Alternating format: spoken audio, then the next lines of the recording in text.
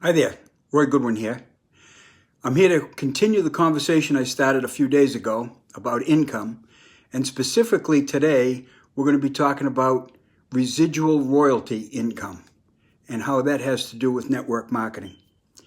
Before I get into the income portion, I should talk a little bit about network marketing. A lot of people get scared away by the mere term network marketing. Some people think of it as a scam or a pyramid scheme or whatever, or a way where you've got to go out and chase all your friends and family and chase them to death, call them until they won't return your phone calls. That's really not what network marketing is supposed to be about, or what it should be about if it's done properly.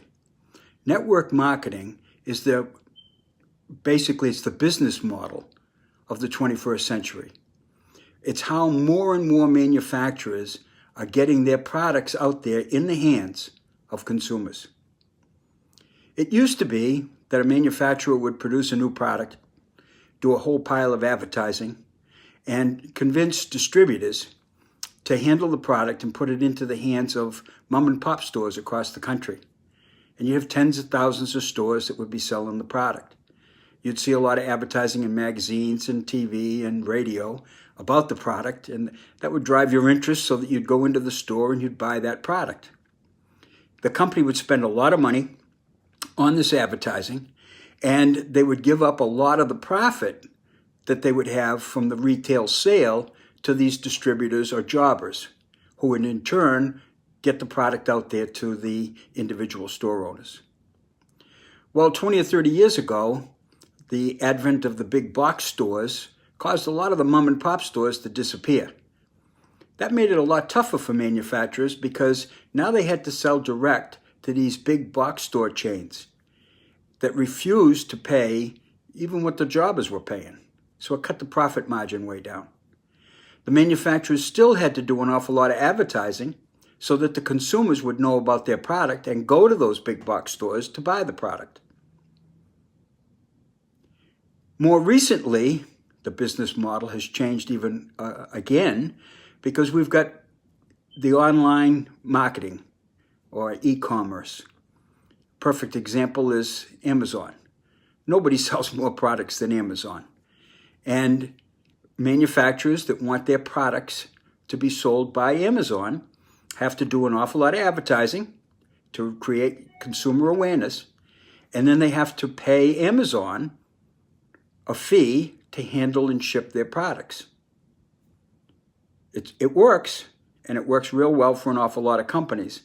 But for startup companies or companies that just don't have a big advertising budget, it's tough.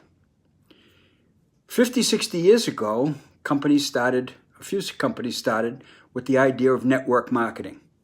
Network marketing involves setting up individual distributors whose job it is to set up other individual distributors, each of those distributors selling product to a few customers.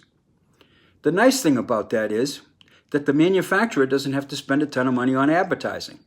The advertising is all done word of mouth.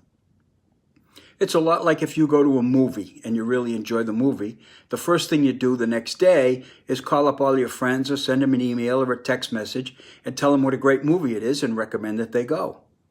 That's network marketing, except you don't get paid for it. If you go to a good restaurant, don't you tell all your friends?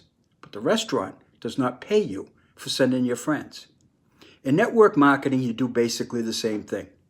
You try a product, you use a product, and if you like that product and you find it has value, you tell your friends.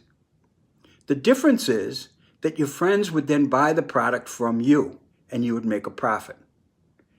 Oftentimes you sell that product to your friends at a discount or wholesale, so they have a savings from buying it from you, in addition to the word of mouth confidence that is given by you, that you've tried the product and you like it, so they feel a little bit more sure that they could try the product and be happy with it. They get a little bit better price and you help them with the buying of it. That's how network marketing works. A little bit of product sold to a few customers by an awful lot of people. Here's a perfect example. Let's say that you had 4 people that were friends of yours that were interested in making a little bit of extra money. You enroll them in the business as your partners, your associates or consultants, whatever the company wants to call it. Those 4 people would go and get a few customers, but they would also go and find 4 people. Now, if they each found 4 people, at the next level, you'd have 16 people that are out there picking up customers and moving product. Those 16 people would look to pick up, say, 4 people. At the next level, there's 64 people selling product and looking for a few distributors to partner with them to make a few extra bucks. At that next level, it's 256 people. The first person only had to find 4 that were willing to go out there and find 4 who were willing to go out there and find 4. But after 4 generations, you've got 256 people at that level, or a total of 340 people picking up a few customers. Let's say they didn't even get any customers. You'd have 340 people that are buying the products. Let's say that they only purchased $150 worth of products a month for their own personal use because it's a good product. 340 people buying $150 worth of products would generate $51,000 worth of business per month. The first guy only found 4 and bought the products himself. If you made an average of 10% on all of the business that your team generated, that would be $5,100 a month in income. And that would come in every single month, as long as those 340 people continued to use the product themselves and try to find 4 people that would do the same thing. You don't even want to know what would happen to the income if each one of those 340 people got 10 customers. The money gets crazy. A lot of people consider that leveraging your time or leveraging your efforts. And that's a good way of putting it, because all anybody has to do to be successful in network marketing is use the products themselves and find 4 people who are willing to use the products themselves, tell their friends, and find 4 other people that are willing to do the same thing. It's called geometric progression. Now, nobody can guarantee you that in 3 months you'll be making $5,000 a month. That's nonsense. There are people that will tell you that in order to try to convince you to do network marketing, but it's just not true. Not that it can't happen, but it's an unrealistic expectation. What is a realistic expectation, however, is that if you continue to use the products, find something that you like that works well. And if you like the product and you continue to use it, tell your friends and your family. Get the word out there. You will find other people that will want to try the product. Some of those people will be willing to try to sell the product or to at least tell their friends about it. If you find 4 people that find 4 people that find 4 people, in not a terrible lot of time, you could have 300 or 400 distributors in your business using the products, picking up a few customers. And you could be doing $50,000, $60,000, $70,000 a month worth of business while only taking care of those 4 or 5 people and maybe 3 or 4 customers for yourself. That's how the whole network marketing business model works.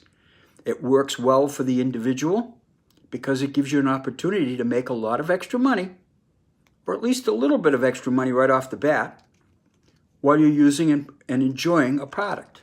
It works well for the manufacturer because they don't have to spend an awful lot of money advertising, and their products are being sold by word of mouth. Friends telling friends about the product. That's basically how network marketing works, and that's how royalty residual income works.